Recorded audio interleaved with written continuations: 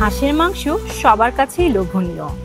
কনকনে শীতের দিনে গরম গরম হাঁসের মাংসের সঙ্গে নানা রকম রুটি পরোটার রসায়ন বেশ জমে ওঠে।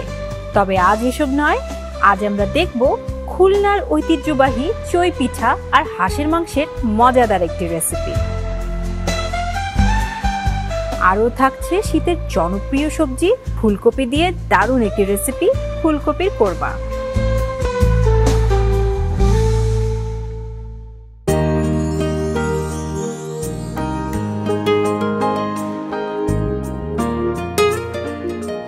শীতকাল মানেই হাঁসের মাংস খাওয়ার হিড়িক পড়ে যাওয়া। আমাকে তো নতুন কিছু একটা ট্রাই করতেই হবে। চই পিঠা হাঁসের মাংস, এটা কিরকম? খাইনি তো কখনো। খাবারের সঙ্গে আবহাওয়া, জলবায়ু এবং পরিবেশের একটা বিশেষ সম্পর্ক রয়েছে। এক এক মৌসুমে এক এক রকম খাবারের চাহিদা থাকে। ঋতু বৈচিত্র্যের কারণে আমাদের দেশে বিভিন্ন অঞ্চলে বৈচিত্র্যপূর্ণ খাবারের চর্চা রয়েছে। এ ব্যাপারে ভোজন বিলাসী মানুষরা যেমন সক্রিয়, তেমনি যারা রান্না করেন তাদের মাথায়ও কিন্তু বিষয়টি থাকে।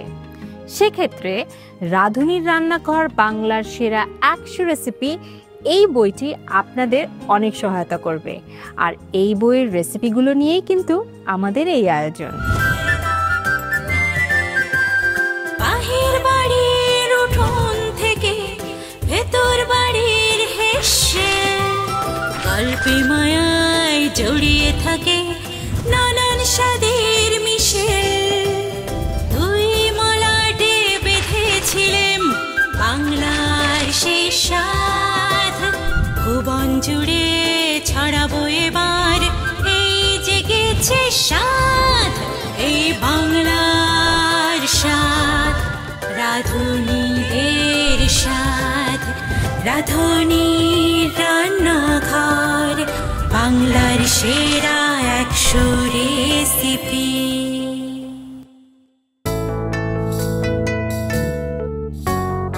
প্রিয় দর্শক, সবাইকে স্বাগত জানাচ্ছি রাঁধুনির রান্নাঘর বাংলার সেরা 100 রেসিপি এই আয়োজনে। শুধু বেঁচে থাকার জন্যই খাবার নয়, সভ্যতার বিকাশের সাথে সাথে খাবার হয়ে উঠেছে ঐতিহ্য ও সংস্কৃতির একটা বিশেষ অংশ। মানুষের দৈনন্দিন কাজকর্ম ও চিন্তায় খাবার একটি বিশেষ স্থান দখল করে আছে। আর তাই খাবার সংস্কৃতিতে বৈচিত্র্যতার কোনো শেষ নেই। খাবারের এই ঐতিহ্য ও সংস্কৃতিকে খুব সুন্দরভাবে তুলে এনেছে রাঁধুনির রান্নাঘর বাংলার সেরা 100 রেসিপি এই বইটি, এবং এই বইটার রেসিপিকে ঘিরেই আমাদের এই আয়োজন। আজ আমরা কি কি রেসিপি করব আপনারা ইতিমধ্যেই জানেন। আজকে আমরা করব চই পিঠা হাঁসের মাংস এবং ফুলকপির কোরমা।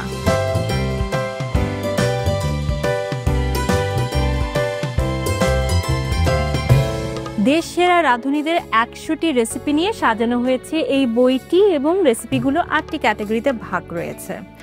আমরা আজকে যে দুটি রেসিপি করছি সেটি আমরা নিয়েছি মাংসের লোভনীয় যত পদ এবং সুস্বাদু সবজির বিভিন্ন রান্না, এই 2 ক্যাটাগরি থেকে।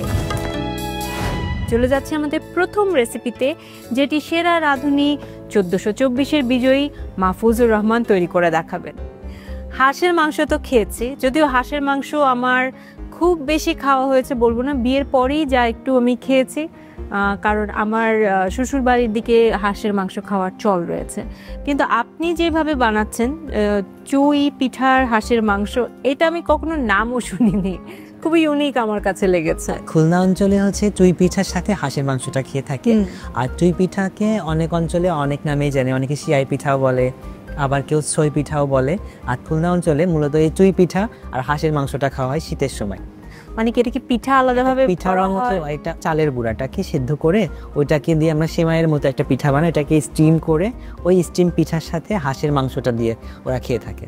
ও মানে আমরা যেমন রুটি বা চালের রুটি যেরকম খাই মাংস দিয়ে, আমরা পিঠা দিয়ে মাংস খাচ্ছি। আর এবার বুঝতে পেরেছি। আমি ভেবেছি যে মাংসের ভেতরে কি পিঠার কোনো কিছু আছে কিনা। ওকে, দারুণ দারুণ। খুলনাতে যখন নতুন জামাই আসে বা শীতের সময় কিন্তু এই পিঠাটা আর হচ্ছে চুই পিঠা আর হাঁসের মাংস রান্না করা হয়। তারা হচ্ছে এটাকে শীতের সময় খায়, আবার কোনো মেহমান যদি আসে বাসায় মূলত মেহমানদের উদ্দেশ্যে এটা বানানো হয়। হাঁসের মাংস কিন্তু খুব বেশি সবাই রান্না করে না, সবার হাতের রান্নাটা ভালো হয় না।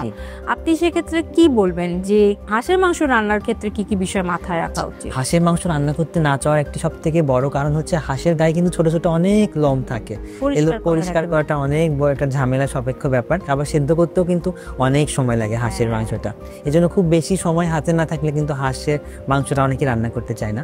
সেক্ষেত্রে হাঁসের মাংস যদি খুব সুন্দরভাবে পরিষ্কার করার পরে ওইটা একটু আগুনে ঝলসিয়ে নেওয়া যায়, সেক্ষেত্রে দেখা যাবে যে স্কিনের যে হাঁসের যে স্কিনে একটু তেল থাকে, ওই তৈলাক্ত ভাবটা যখন উপরে উঠে আসে ওই হাঁসটা রান্না করলে অনেক মজা হয়। কিন্তু সময়ের সাথে আমার কাছে মনে হচ্ছে যে হাঁসের মাংস খাওয়ার চলটা একটু একটু কমে যাচ্ছে। এখনো ঢাকার বাইরে আছে, ঢাকা একটু কমে যাচ্ছে। শীতকালে তো অফকোর্স খাওয়া হয়েই থাকে, বাট যারা খায় তারা খুব আয়েশ করে খায়। এই রেসিপিটার জন্য ধন্যবাদ। হাঁসের মাংসের একটা ভিন্ন রেসিপি আমরা আজকে দেখব। চলুন তাহলে রান্নাঘরের দিকে এগোই।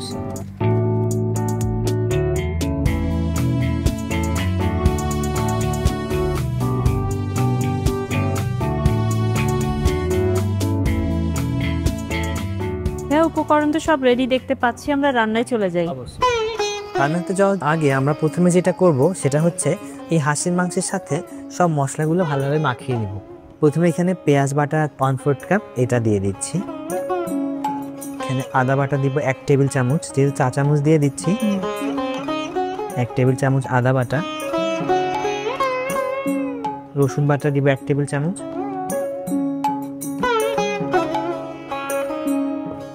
হলুদের গুঁড়া দিব 1/2 চা চামচ।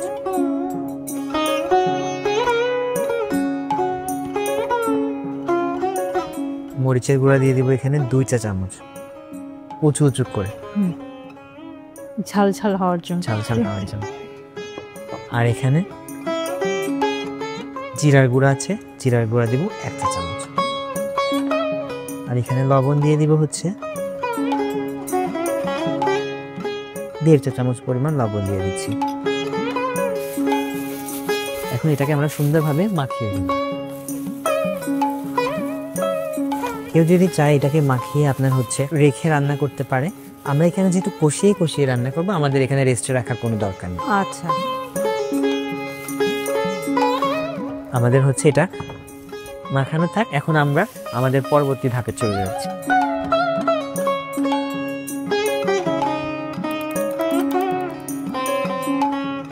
এখন আমরা প্যানে তেল দিয়ে দিব।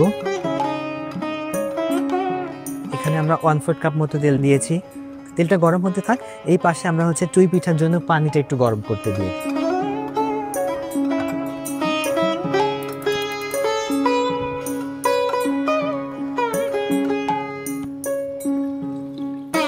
আমরা পিঠাটাও পাশাপাশি করে নিচ্ছি।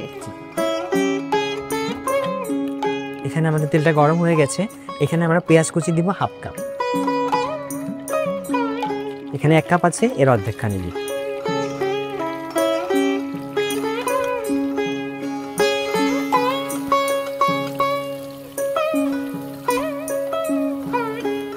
পেঁয়াজ কুচি যখন একটু বাদামি কালার হয়ে যাবে তখন আমরা এর মধ্যে হাঁসের মাংস দিব।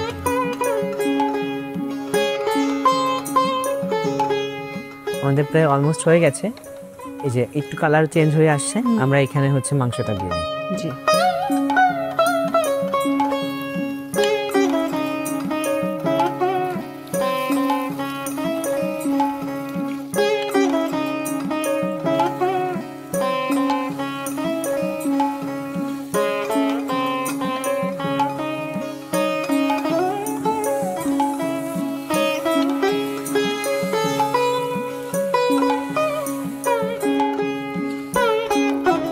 কষিয়ে কষিয়ে তো আমাদের কতক্ষণ রান্না করতে হবে? কষিয়ে কষিয়ে ওইটা আমরা অন্তত 20 মিনিট কষিয়ে রাখবো, কারণ কষালে দেখা যাবে হাঁসের থেকে তেল বের হবে, মশলাগুলো সব ভালোভাবে কষিয়ে যাবে। তারপর আমরা এখানে একটু নারকেলের যেই পানিটা দিব, দিয়ে আমরা হচ্ছে একটু দমে রেখে রান্না করে ফেলব। আছে, আমাদের এটা একটু কষতে থাকুক। চই পিঠা এটা বানিয়ে রেখেছিলাম, একটু দেখাচ্ছি কিভাবে এটা বানিয়েছি। ঠিক আছে। চই পিঠাটা আমরা হচ্ছে মূলত চালের গুঁড়াটাকে সেদ্ধ করে নিয়েছি লবণ দিয়ে। 1 কাপ চালের গুঁড়াতে 1 কাপ পানি দিয়ে, এটা পানিটা ফুটে উঠলে সেখানে একটু লবণ দিয়ে এটাকে আমরা একটা খামির বানিয়ে নিয়েছি। রুটি যেমন চালের রুটির যে খামিরটা করি সেই খামিরটা এখানে বানিয়ে নিয়েছি। এই খামিরটাকে আমরা একটু লম্বা করে নিয়েছি। এখন যেটা করবো, একটু চালের গুঁড়া একটু ছড়িয়ে দিব এখানে, আর এই খামিরটা অল্প অল্প করে ছিঁড়ে আমরা হাত দিয়ে লম্বা লম্বা করে নিই। আচ্ছা, এরপর কি পানি দিয়ে সিদ্ধ দিয়ে দিই? পানিতে সেদ্ধ দিয়ে দিব। এটা অনেক সময় ধরে যখন এটা তো সেদ্ধ দেওয়া হয় না, এটা সেদ্ধ দিব। এখন গ্রামে সবাই বসে শীতের সময় বসে বসে যখন অবসর সময় এটাকে অনেক সময় ধরে এবং সবাই হয়তো একসাথে গল্প করতে করতে তখন এটা করে একসাথে অনেকজন। এভাবে আমরা বানিয়ে নিব। পিঠাটা বানানো হয়ে গেছে। এখন আমরা যেটা করব, এটাকে আমরা স্টিম করে নিব। ঠিক আছে, আমরা একটু স্টেনারের উপর একটু তেল ব্রাশ করে এটাকে স্টিম করে নিব। স্টিম করার আগে বলেছিলাম একটু গরম পানিতে নারকেলটা ভিজিয়ে আমরা ওই পানিটা এখানে অ্যাড করব মাংসের মধ্যে। সেক্ষেত্রে একটু পানি আমরা এখান থেকে উঠিয়ে নিচ্ছি নারকেলটাকে ভিজিয়ে রাখার জন্য। এই পানিটাই আমরা এই মাংসে ব্যবহার করব।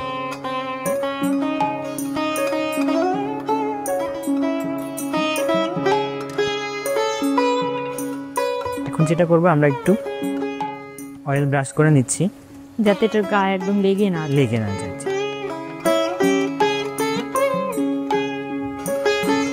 পিঠাটা দিয়ে আমরা এটা ঢেকে রাখি।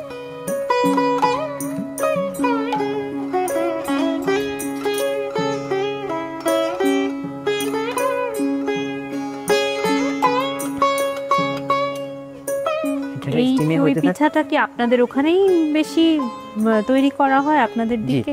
এটা খুলনা অঞ্চলেই বেশি তৈরি করা হয়নি। এই যে মাংসটা দেখেন আমাদের প্রায় কষা কষা হয়ে গেছে।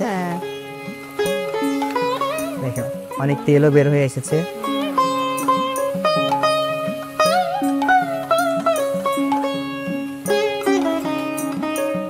কষানো প্রায় হয়ে গেছে। এখন আমরা যেটা করব, এটাকে একটু ঢাকনা দিয়ে রাখি।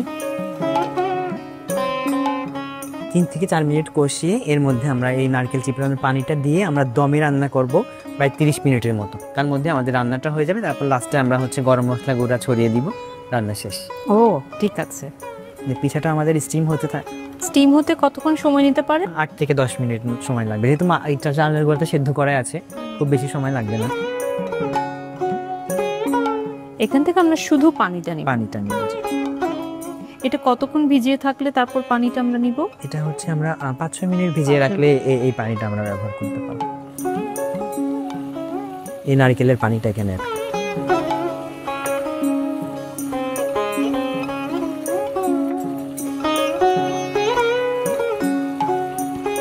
এখন এটা আমরা স্লো হিটে রান্না করব।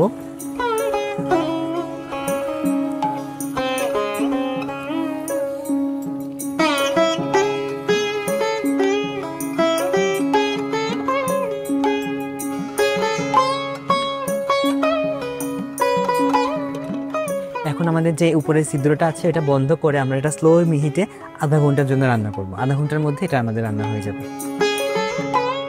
আর ভেজানো নারকেল তো আমরা ফেলে দেব না, এটা দিয়ে আমরা কি করতে পারি? এটা দিয়ে আমরা চাইলে নাড়ু বানাতে পারি বা আমরা সন্দেশও বানাতে পারি। চাইলে আমরা এটা বেটে চিনির সাথে মিশিয়ে আমরা পুলি পিঠা বানাতে পারি। এটা দিয়ে অনেক কিছু বানানো সম্ভব।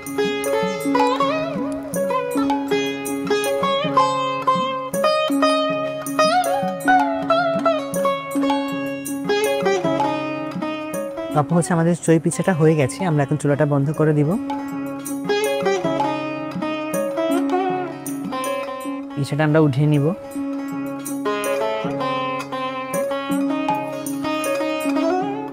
সেটা আমরা তেল ব্রাশ করে নিয়েছিলাম, এর কারণে কিন্তু পিঠাটা এখানে লেগে যায়নি।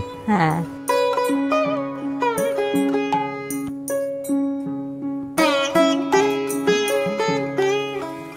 মাংস হয়ে গেছে। ও সুন্দর কালার চলে এসেছে।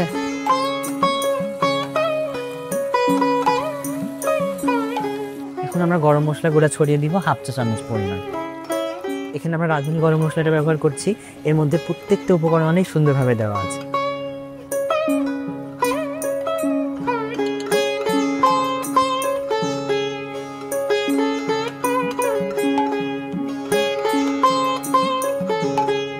আমাদের রান্না হয়ে গেছে, এখন আমরা এটাকে প্লেটিং করে ফেলবো।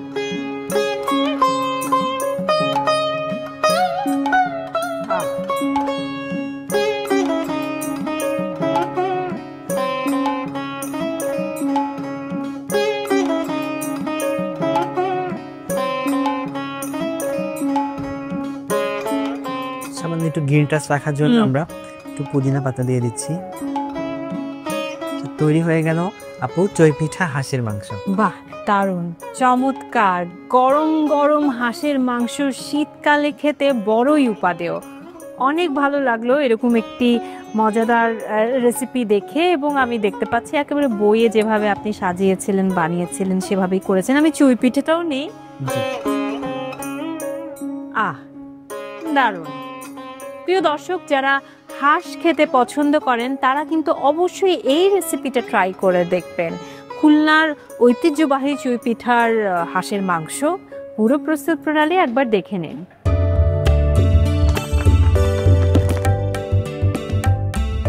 চই পিঠা হাঁসের মাংস রান্নায় প্রয়োজনীয় উপকরণ: হাঁসের মাংস 1 কেজি, পেঁয়াজ কুচি আধা কাপ, আদা বাটা 1 টেবিল চামচ, রসুন বাটা 1 টেবিল চামচ, পেঁয়াজ বাটা 2 টেবিল চামচ, কোরানো নারিকেল আধা কাপ, হলুদের গুঁড়া আধা চা চামচ, মরিচের গুঁড়া 2 চা চামচ, জিরার গুঁড়া 1 চা চামচ, গরম মশলার গুঁড়া আধা চা চামচ, তেল 1 কাপের 4 ভাগের 1 ভাগ, লবণ পরিমাণ মতো। চই পিঠা পরিবেশনের জন্য: চই পিঠা চালের গুঁড়া সেদ্ধ করে মেখে পিঁড়িতে ডোলে ছোট ও লম্বা আকারে বানিয়ে ভাপে সেদ্ধ করা হয়। হাঁসের মাংস রান্নার শুরুতে একটি বলে কেটে ধুয়ে রাখা হাঁসের মাংসের সাথে 1 কাপের 4 ভাগের 1 ভাগ পেঁয়াজ বাটা, 1 টেবিল চামচ করে আদা রসুন বাটা, আধা চা চামচ হলুদের গুঁড়া, 2 চা চামচ মরিচের গুঁড়া, 1 চা চামচ জিরার গুঁড়া এবং স্বাদমতো লবণ দিয়ে ভালো করে মেখে নিন। এখন এটিকে 2 ঘন্টা ম্যারিনেট করলে ভালো হয়। মাংস ম্যারিনেট হতে হতে চুলায় একটি হাঁড়িতে 1 কাপের 4 ভাগের 1 ভাগ তেল দিয়ে গরম করতে হবে। অন্যদিকে চুলায় আরেকটি হাঁড়িতে চই পিঠা সেদ্ধ করার জন্য পানি গরম করে নিতে পারেন। তেল গরম হলে এতে আধা কাপ পেঁয়াজ কুচি দিয়ে বাদামি করে ভেজে নিতে হবে। এখন ভাজা পেঁয়াজের মধ্যে ম্যারিনেটকৃত হাঁসের মাংস দিয়ে 20 মিনিটের মতো কষাতে হবে। পানি ফুটে উঠলে এতে আগেই বানিয়ে রাখা চই পিঠাগুলো 8 থেকে 10 মিনিট সেদ্ধ করে নিতে হবে। অপরদিকে 20 মিনিট পরে হাঁসের মাংসে আধা কাপ কোরানো নারিকেল কিছুক্ষণ গরম পানিতে ভিজিয়ে সেই পানি যোগ করে ভালোভাবে মেশাতে হবে। এখন চুলার আঁচ কমিয়ে মাংস আরো 30 মিনিটের মতো রান্না করতে হবে। এ সময় মাঝে মাঝে নেড়ে দিতে হবে যাতে নিচে লেগে না যায়। মাংস সেদ্ধ হলে আধা চা চামচ গরম মশলার গুঁড়া ছড়িয়ে নামিয়ে নিন। এখন গরম গরম চই পিঠার সাথে পরিবেশন করুন মজাদার হাঁসের মাংস। এবারে চলে যাব আমাদের দ্বিতীয় রেসিপিতে, যেটি তৈরি করছেন সেরা রাঁধুনি 1427 বিজয়ী সাদিয়া তাহের। আপনি তৈরি করছেন ফুলকপি কোরমা।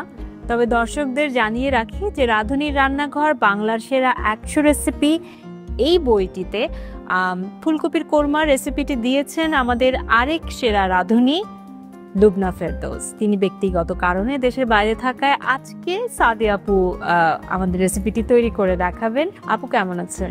আমি বেশ ভালো আছি, আপনি কেমন আছেন? আমি ভালো আছি। আপু, আপনার কাছে রেসিপি সম্পর্কে জানবো, তবে তার আগে এই বইটি সম্পর্কে যখন আপনি জেনেছেন যে 100টি রেসিপি এখানে রয়েছে, বিভিন্ন সেরা রাঁধুনিরা এখানে তাদের রেসিপিগুলো দিয়েছেন, আপনি বইটি দেখে আপনার প্রথম ভাবনা কি কাজ করেছে?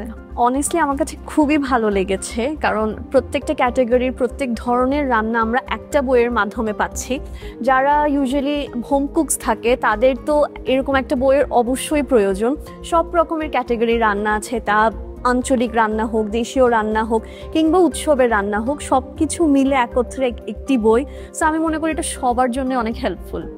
এখন তো প্রযুক্তির কল্যাণে অনেকেই হচ্ছে নানা রকম মাধ্যমে আসলে নানা রেসিপি পেয়ে থাকে, কিন্তু আমার কাছে মনে হয় যে রান্নাঘরে যখন একটা রেসিপির বই থাকে তখন এটা রান্নাঘরের সৌন্দর্যকেও আলাদাভাবে বাড়িয়ে তোলে।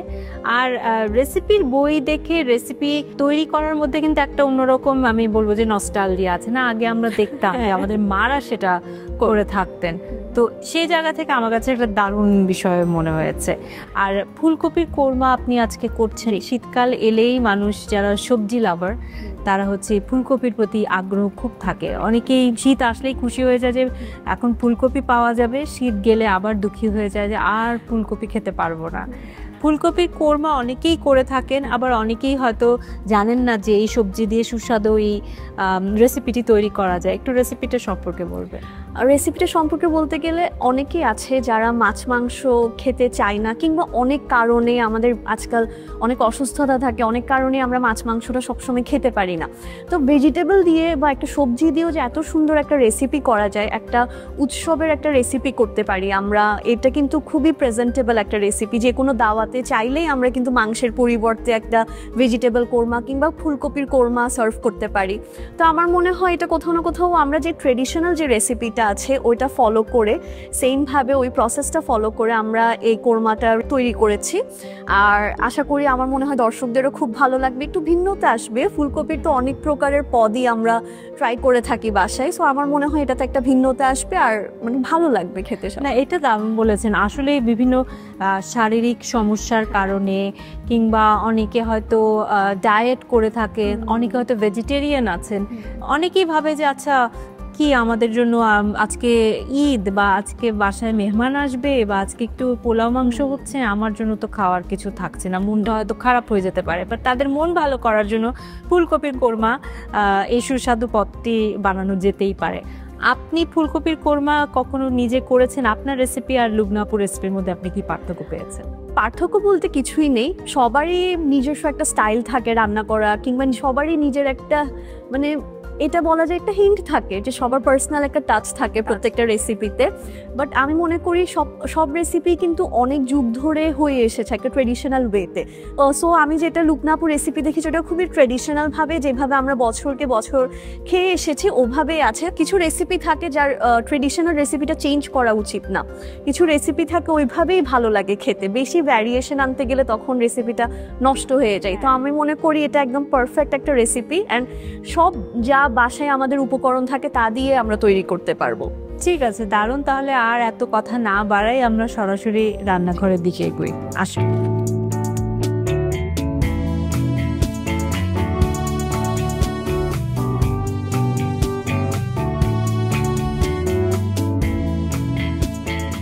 আপু, উপকরণগুলো খুব সুন্দর করে সাজানো আছে, ফুলকপিও দেখতে পাচ্ছি একটু ভাপানো মনে হয়। হ্যাঁ, ফুলকপিটা একটু ভাপানো, হালকা একটু স্টিম করে নিয়েছি 70%-এর মতো, অত বেশি না। প্রথমে আমি একটা প্যান নিচ্ছি। যেহেতু ফুলকপিটা অলরেডি ভাপানো, তো আমাদের তেমন একটা সময় লাগবে না, শুধু মশলাটা কষাতে যতটুকু টাইম লাগে। কোরমা জাতীয় কিংবা মানে একটু শাহি খাওয়াতে ইউজুয়ালি তেলটা একটু বেশি পরিমাণ যায়। তেলটা গরম হয়ে গেলে আমরা এখানে দিয়ে দিব পেঁয়াজ বাটা। ফুলকপির পরিমাণ অনুযায়ী আমরা পেঁয়াজ বাটাটা বাড়িয়ে কমিয়ে নিব। আর যেহেতু কোরমায় পেঁয়াজ বাটাটা একটু বেশিই যায়। হ্যাঁ, এটা ফুলকপির কোরমা হলেও মানে যেহেতু ভেজিটেবল, মাংসের তুলনায় এটাতে কিন্তু মশলাপাতি একটু আমরা কমই ব্যবহার করি, কারণ না হলে কি ফুলকপির যে ইটসেলফ একটা টেস্ট আছে ওইটা কিন্তু তখন থাকে না।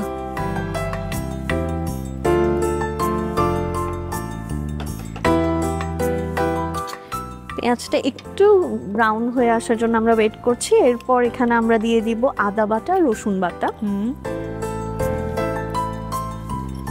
এরপর দিয়ে দিব রসুন বাটা।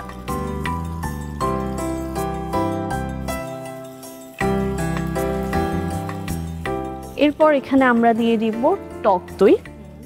টক দইটা এখানে একটু ফ্যাটানো আছে, কারণ এভাবে একটু না ফ্যাটানো হলে আমরা যখন এটা গ্রেভিতে দিব এটা ফেটে যাবে, দানা দানা হয়ে যাবে, তাই একটু ফেটে নিয়ে তারপর আমরা ব্যবহার করব। আমরা 1/2 কাপের মতো টক দই ব্যবহার করছি।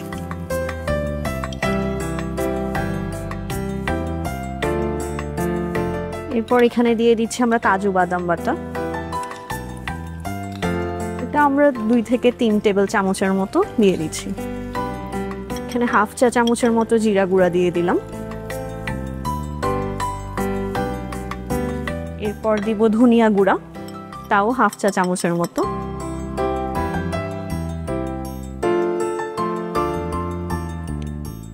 এরপর মোস্ট ইম্পর্টেন্টলি লবণ।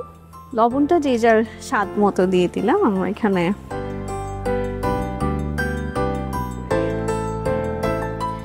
আরেকটা জিনিস যাবে, এটা হচ্ছে তেজপাতা।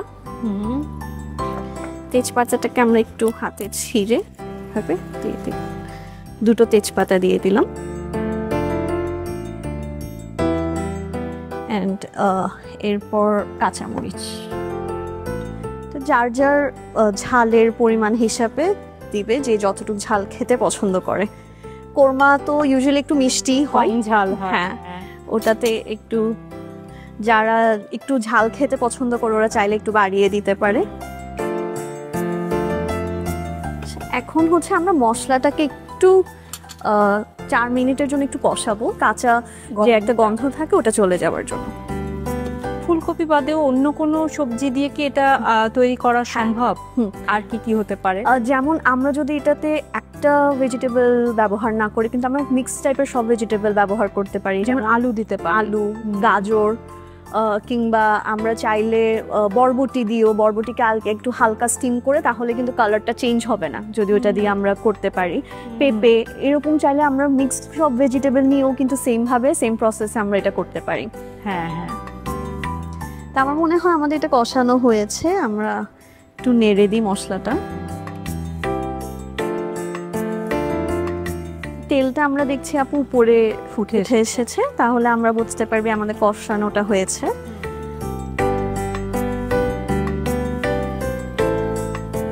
এখন হচ্ছে আমি ফুলকপিটা দিয়ে দিব, বড় বড় করে কেটে। আমরা একটা সাইজ যদি দেখাতে পারি, যে এই সাইজ বড় বড় করে। এটাই ফুলকপি যদি একটু বড় বড় হয়, হ্যাঁ, তাহলেই ভালো লাগে। আর এটা তো এখন একটু পরে আরো শ্রিঙ্ক করবে। ফুলকপি দিয়ে আসলে সব রকমের রান্নাই অনেক মজা লাগে। এটা হোক কিংবা পাকোড়া জাতীয় জিনিস হোক, ফুলকপির পাকোড়া তো অসাধারণ। হ্যাঁ, এটাকে আমরা বেশি নাড়বো না, না হলে হচ্ছে ফুলকপিটা ভেঙে যাওয়ার একটা চান্স থাকে।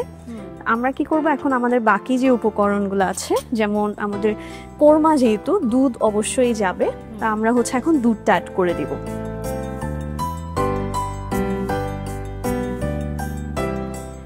এরপর এখানে দিব একটু বেরেস্তা।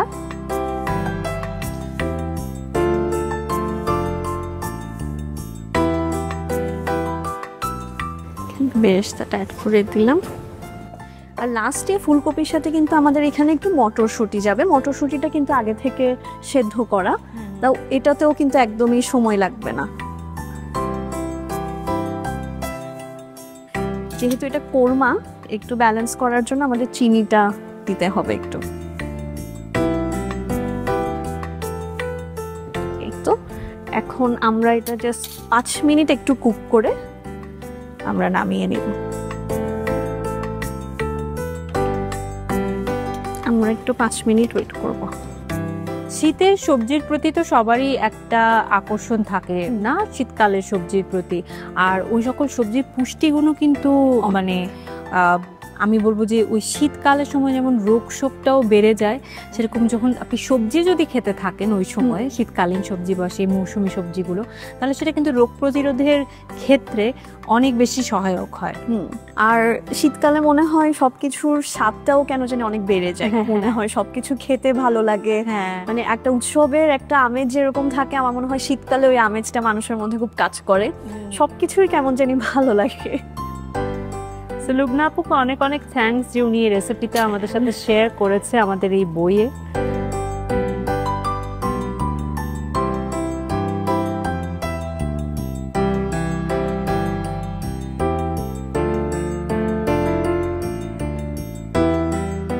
আপু আমার মনে হয় এটা অলমোস্ট ডান, কারণ ফুলকপি বেশি বয়েল হয়ে গেলে খেতে ভালো লাগে না, একটু ক্রাঞ্চি থাকলেই ভালো লাগে।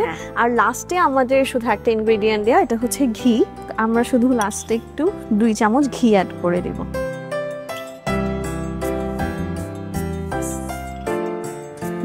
আর জাস্ট 2টা মিনিট ঘি দিয়ে দেন আমাদের এটা ডান। ঠিক আছে আপু, আপনি প্লেটিং করতে থাকেন, এ ফাঁকে আমি আমাদের বইয়ে যেভাবে সাজানো হয়েছে ফুলকপির কোরমাটি সেটা একটু দেখে নেই। আমাদের ফুলকপির কোরমা একদমই রেডি। এখন হচ্ছে আমরা এটা প্লেট করে নিব। এখানে যে ফুলকপির টুকরোগুলো আছে এগুলো খুবই আলতো হাতে আমাদেরকে একটু সার্ভ করে নিতে হবে। আর একটু বড় করে কাটলে সুবিধা হচ্ছে, দেখতেও যেমন ভালো লাগে, ভাঙার চান্সটাও কম থাকে না? জি।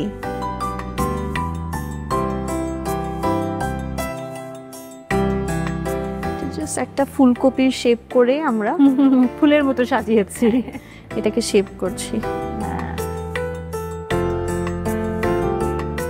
রেসিপি কিন্তু একটা কালার অ্যাড হয়েছে, দেখতে খুব দারুণ লাগছে। শেষে গার্নিশিং এ আমরা শুধু কয়েকটা মটরশুঁটি দিয়ে দিব। যেহেতু মটরশুঁটিটা সেদ্ধ করা, তো এটা আমরা ব্যবহার করতেই পারি। আর এখানে একটা চিলি আছে, এটা বসিয়ে দিলাম। এগুলো হচ্ছে পেঁয়াজের কলি। পেঁয়াজের কলি, ওকে, দারুণ, কি সুন্দর প্রেজেন্টেশন। খুব সিম্পল ভাবে আমাদের ফুলকপির কোরমা একদমই ready. Simple but I am sure it's very delicious. অনেক মজাদার শীতকালীন সবজি ফুলকপির কোরমা নিশ্চয়ই বাড়িতে ট্রাই করবেন। খুব সুন্দর করে আপু এটা ডেকোরেট করেছেন এবং লুবনা আপুর রেসিপি আমাদের এই বইতে রয়েছে। আপু একদম লুবনা আপুর মতো করেই কিন্তু আপনি সাজিয়েছেন, দেখতেও সেরকম লাগছে, আই এম শিওর খেতেও স্বাদ সেরকমই আসবে। দারুণ। প্রিয় দর্শক, ফুলকপির কোরমার পুরো প্রস্তুত প্রণালী একবার দেখে নিন।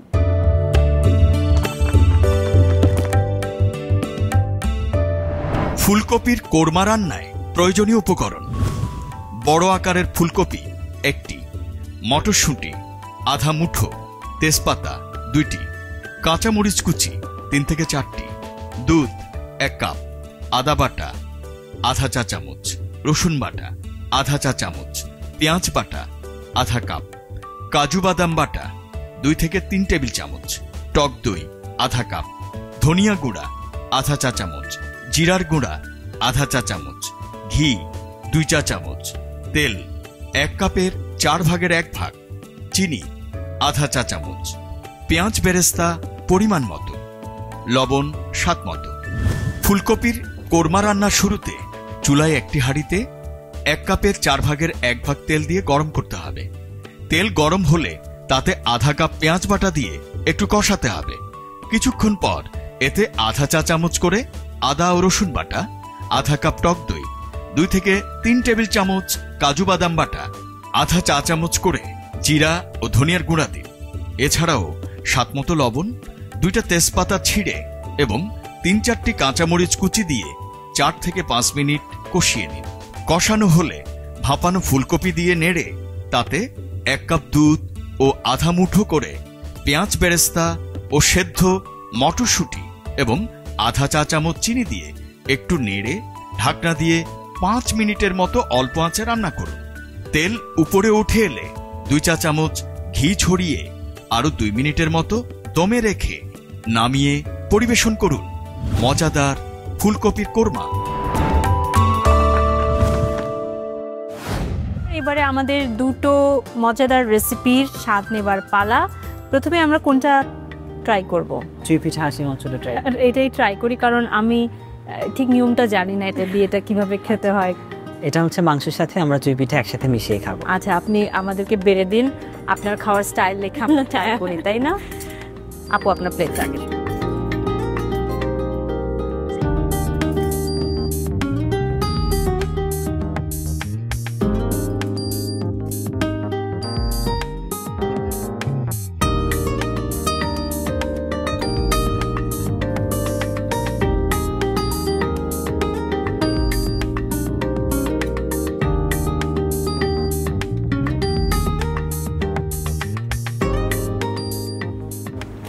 Thank you. ওকে,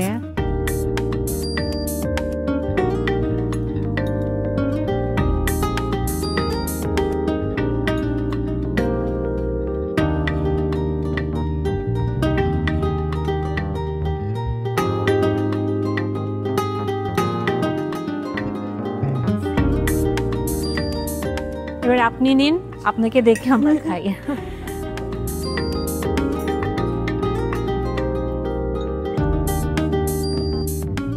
ব্যাপারটা কিন্তু খুবই ইউনিক, নতুন। আপনি কখনো দেখেছেন এর আগে এই স্টাইলে খাওয়া? আমরা কখনো এই কম্বিনেশনটা ট্রাই করা হয়নি।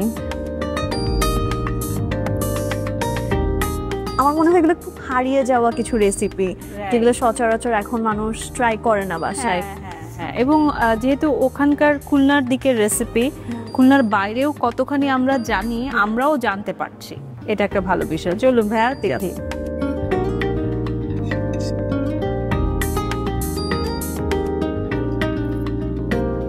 বাহ, বেশ ইউনিক, ডিফারেন্ট একটা টেস্ট এই পিঠার সাথে।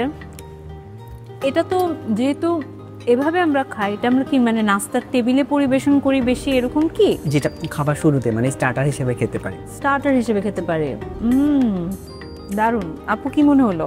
এটা যে একটা পিঠা খাচ্ছি ওইভাবে মনে হচ্ছে না, হ্যাঁ, খুবই নর্মাল লাগছে, ভাতের মতোই মনে হচ্ছে।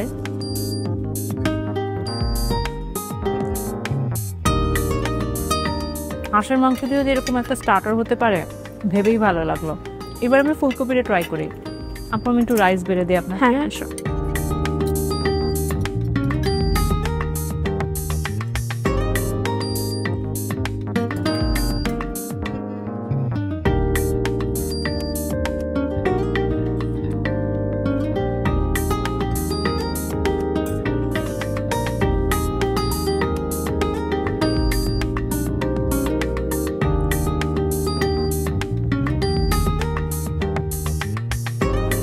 Thank you.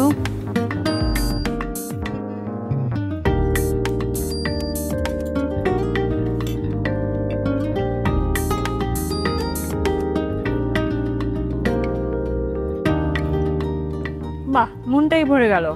ভাই আপনি তো সবজি খেতে খুব পছন্দ করেন, আমাকে বলেছেন। আমি সবজি খেতে পছন্দ করি, আর রান্নাটা এত মজা হয়েছে। আর ফুলকপি দিয়ে যে কোনো খাবার রান্না করলেই কিন্তু খুব বেশি ভালো লাগে শীতের সময়। যে এটাও খুব ভালো হয়েছে আপু। লুবনা আপুর রেসিপি আজকে সাদিয়া আপু আপনি করেছেন। লুবনা আপু সবসময় দেখতাম যে ডিফারেন্ট করে কাজ করার চিন্তা করতো, ওনার রেসিপিগুলো খুব ডিফারেন্টভাবে আপনি ট্রাই করতো। রেসিপিটা খুবই ভালো ছিল। আপনি যেটা রান্না করেছেন খুবই মজা করে রান্না করেছেন। এই প্রত্যেকটা ফুলকপির ফ্লেভারটা পাচ্ছি, যে কোরমার শাহী ব্যাপারটা থাকে সেটাও খুব ভালোভাবে এসেছে। খুব ভালো হয়েছে আপু। থ্যাংক ইউ ভাই, আসলে অল থ্যাঙ্কস টু লুবনা আপু। লুবনা আপু যদি এত সুন্দর একটা রেসিপি আমাদেরকে বাংলার 100 রেসিপিতে না দিত, তাহলে হয়তো এটা আমরা টেস্ট করতে পারতাম না আজকে। খুবই ভালো লেগেছে, আমি শিওর সবারই এটা বাসায় ট্রাই করা উচিত, এত সুন্দর একটা কোরমার রেসিপি।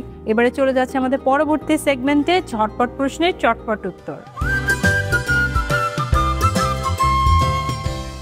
শুরু করছি ঝটপট প্রশ্নের চটপট উত্তর। আমি তিনটি করে প্রশ্ন দুজনকে করব, আপনারা প্রশ্নের চটপট উত্তর দিবেন। এই হচ্ছে না ভাই, আপনার কাছ থেকে শুরু করছি। প্রথম প্রশ্ন হচ্ছে, কিছু ফল বা সবজি কেটে রাখলে কালো হয়ে যায় কেন? এটা হচ্ছে আয়রনের উপস্থিতির কারণে কালো হয়ে যায়। সেক্ষেত্রে যদি আমরা একটু লেবুর রসের পানিতে বা চিনির পানিতে ভিজিয়ে রাখি, দেখা যাবে সেটা কালো হয় না। এজন্য কিন্তু যে ফলগুলোতে আয়রন বেশি থাকে সেগুলো একটু কালো হয়ে যায়। এক্ষেত্রে আমরা চিনির পানি বা লেবু পানিতে ভিজিয়ে রাখি। ওকে। দ্বিতীয় প্রশ্ন, সিজনিং মানে কি? Salt and paper. Salt and paper, একদম ঠিক। শেষ প্রশ্ন হচ্ছে, চুই ঝাল আসলে কি? চুই ঝাল এক ধরনের হচ্ছে, এটাকে আমরা উদ্ভিদ হিসেবে বলে থাকি, যেটা আমরা গাছের কাণ্ড, ওইটাকে আমরা কেটে ব্যবহার করি হচ্ছে রান্নাতে। একদম সঠিক। এবারে আপু আপনার কাছে আসছি। আপনার কাছে প্রশ্ন হচ্ছে, ওভেন প্রিহিট করা বলতে কত মিনিট বোঝায়? ওভেন প্রিহিট করা বলতে ইউজুয়ালি আমরা এটা 10 মিনিটসই ধরে নিই। অনেক সময় বিভিন্ন ক্ষেত্রে এটা চেঞ্জও হতে পারে, বাট ইউজুয়ালি আমরা এটা 10 মিনিটস ধরে নিই। সঠিক উত্তর। আপনার জন্য পরের প্রশ্ন হচ্ছে, মুরগির স্টক তৈরিতে কতক্ষণ সময় লাগে? ইউজুয়ালি আমরা একটা ফিক্সড টাইম হিসাবে 1 ঘন্টা ধরি, অনেক সময় চেঞ্জও হতে পারে, বাট অ্যাপ্রক্সিমেটলি 1 ঘন্টাটাই ধরা। ওকে। শেষ প্রশ্ন, জনপ্রিয়তার বিচারে বিশ্বের বিভিন্ন দেশের মধ্যে কোন দুইটি খাবার সবচেয়ে এগিয়ে? আমি যদি ধরতে চাই প্রত্যেকটি দেশে, আমি বলতে পারি পিৎজা, পাস্তা, এইসব খাবারের চলটা অনেক বেশি বা সবাই খুব পছন্দ করে, তাহলে এটা পিৎজা পাস্তাই বলা যাক। Very true. আমার একটা সময় ছিল, বিশেষ করে আমি যখন ইউনিভার্সিটিতে পড়ি বা তারপরে, মানে টানা পিৎজা খেতাম, পাস্তা খেতাম, এনিথিং চিজি ভালো লাগতো। এখন আমার মেয়ের সেই অবস্থা। আমরা যখন ট্রাভেলও করি আমরা কিন্তু এই দুইটা অপশনের উপরই অনেক মানে ডিপেন্ড করি। হ্যাঁ, একদম সঠিক। এবারে আমাদের পরের যে 4টি প্রশ্ন করছি সেটা এই বই থেকে করছে, যে উত্তর জানবে সে আগে হাত তুলবে। ঠিক আছে, প্রশ্ন হচ্ছে রাঁধুনির রান্নাঘর বাংলার সেরা 100 রেসিপি বইটিতে সাতকড়ায় ছেঁচা মাংস রান্নায় কিসের মাংস ব্যবহার করা হয়েছে? গরুর মাংস। সঠিক উত্তর। রাঁধুনির রান্নাঘর বাংলার সেরা 100 রেসিপি বইটিতে মশলা কড়াই গোস্ত কোন মাংসে রান্না করা হয়েছে? আমি বলি বলে হাঁসির মাংসে হয়েছে। আমি বলি পারমিশন চেয়ে হচ্ছে, এটা কি গেম করছে আমি নিজেও জানি না। তৃতীয় প্রশ্ন হচ্ছে রাঁধুনির রান্নাঘর বাংলার সেরা 100 রেসিপি বইটিতে স্যাফরন চিকেন কারি রেসিপিটি কোন বিভাগের অন্তর্গত? এটা হচ্ছে বিশেষ ঘরোয়া রান্না। সঠিক উত্তর। শেষ বিশেষ প্রশ্ন ঘরোয়া হচ্ছে রাঁধুনির রান্নাঘর বাংলাদেশের 100 রেসিপি বইটিতে গ্রিন ফিশ ফিলে রান্নায় কয়টি ফিশ ফিলে ব্যবহার করা হয়েছে? দুটি, আই গেস দুটি। Yes, absolutely right. সবাই সমান সমান উত্তর দিয়েছে বরাবরের মতো। এবারে আমি আপনাদের জন্য দিচ্ছি এই চমৎকার রাঁধুনির পক্ষ থেকে গিফট হ্যাম্পারটি। Thank you so much. এই ঝুড়িটা দেখলে সাদিয়া আপুর মন ভালো হয়ে যায়।